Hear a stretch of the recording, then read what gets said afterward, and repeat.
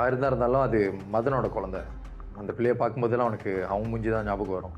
அவன் உனக்கு என்னென்ன துரோகம் பண்ணியிருக்கான்னு ஞாபகம் இருக்குதுண்ணே. என்ன எல்லாத்தையும் மறந்துட்டியா? இல்லை, நான் எதையும் மறக்கல. அப்புறம் என்ன, ஆடு பார்க்க குட்டி வரவா? அந்த குழந்தை தூக்கி கொஞ்சிறதெல்லாம் எனக்கு நியாயமாகவே படலடா. கிஷோர், நீ சொல்கிற விஷயத்தில் நியாயம் இருக்கு. ஆனால் நியாயம் அநியாயத்தை தாண்டி நிஜங்களும் யதார்த்தமும் இருக்கு.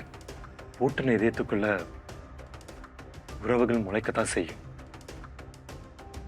அதை யாராலையும் தடுக்க முடியாதுல்ல. என்னோட இந்த செயல்ல நான் மதனை பழி வாங்குற எண்ணமும் இருக்கு. என்ன பழி வாங்குறது? அவன் குழந்தை கூடயே நான் ஒட்டு உறவா இருந்தேன்னா அது அவனால ஏத்துக்க முடியுமா?